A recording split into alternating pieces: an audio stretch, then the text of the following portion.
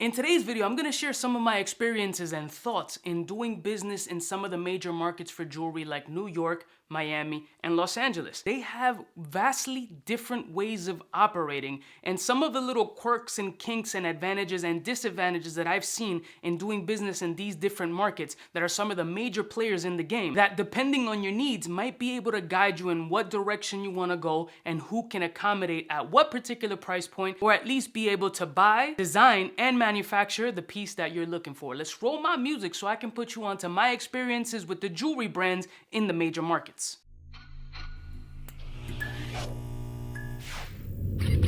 I'm kind of a big deal.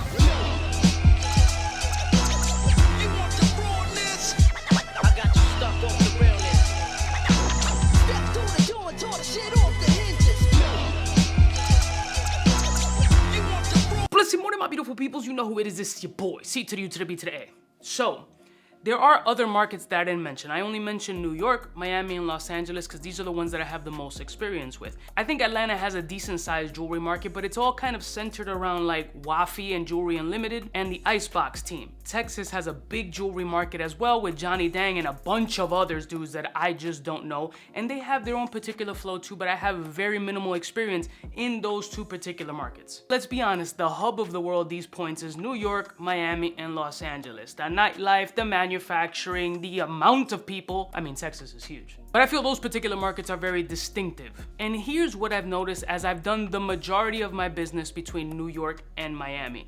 There's a vast difference between those two and how they operate. Now, the New York marketplace, and I'm particularly talking about that 47th Street strip, is kind of like the epicenter of the world. There is nothing that they can't do in 47th Street. There's major manufacturing. There's a ton of things that you guys have never heard of. GIA hub down there. It all kind of revolves around it. But with that being said, although you can find, make, manufacture everything moves at such a quick pace that I feel like in certain instances you can find some quality control issues because of the quantity and turnover speed that tends to happen in New York in general. One of the things that I've definitely learned about the New York market is nobody does enamel like the New York market. If you're into the enamel space, there's beasts in New York like Lion Diamond that pulls off some of the most beautiful artistic enamel work out in the game. That team is able to manufacture and do some crazy CAD, super artistic, incredible work,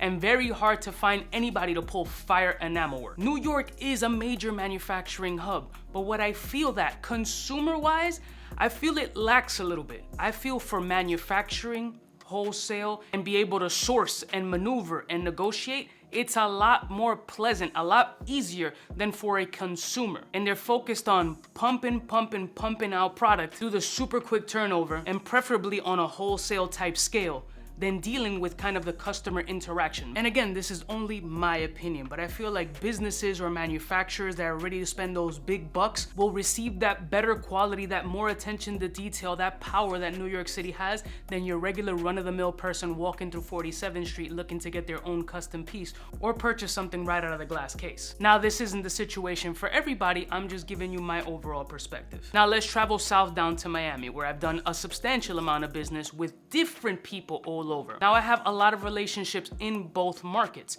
and they handle business very differently.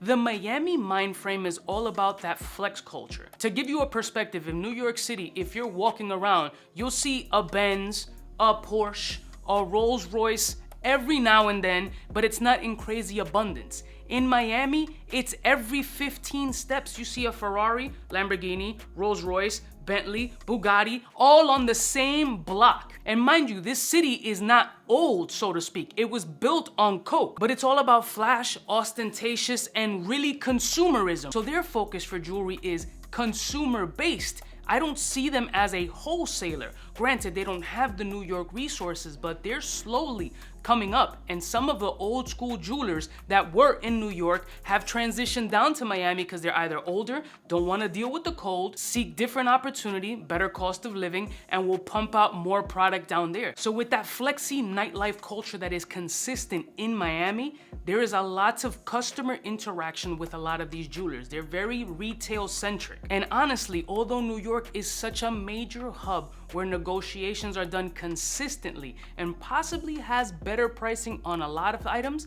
Miami's pricing in some aspects have been a little bit better. Again, with relationships in both spots, there's been price points that I've been able to find a little bit better on the manufacturing aspect or in the wholesale aspect in Miami than New York. And me being a Cuban Link fan or a Cuban Link content creator or whatever that may be, there's no way that New York can touch Miami when it comes to the Cuban Link. Obviously, it's the Miami Cuban Link, duh. But New York produces a lot of them, but they're still not up to par. And this is not coming from me. This is coming from actual jewelers and manufacturers. They would much rather outsource, try to find the best pricing possible so they can make their particular margins, because the rents in New York and staffing and all that is so much more expensive than down south. Down south will focus more on the manufacturing aspect, trying to keep everything as much as possible under one roof, and their rents are slightly cheaper, although rents in Miami are going through the roof. Now the LA market seems to be kind of in limbo, trying to find its own identity. What LA and Miami have in common is the weather. It's flexy, it's high end, it's where stars are born, right? So they deal a lot in diamond work. Big, bold, beautiful pieces for ladies.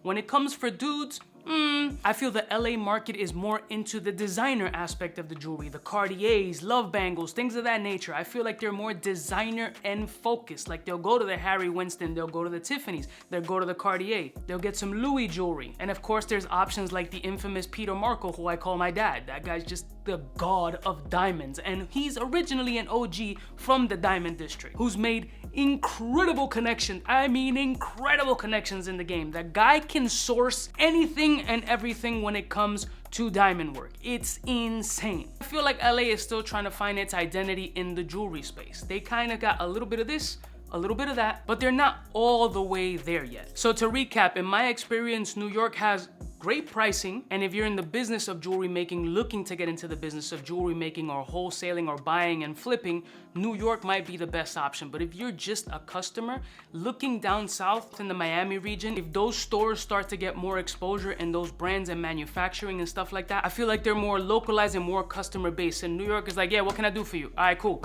Just like a New Yorker, what can I do for you? How can I get for you? Nah, I can't do that. Nah, I'm not doing that. Nah, I'm not doing that. And Miami's like, hey bro, what's up?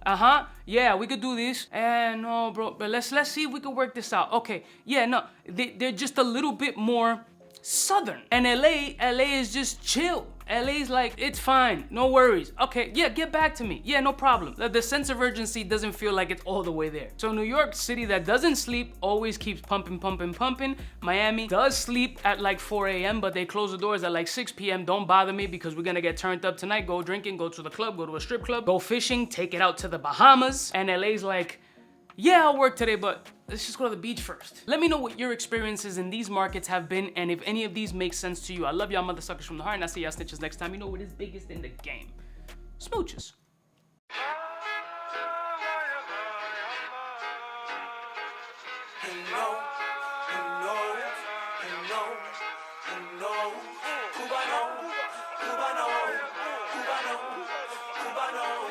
What's fresh?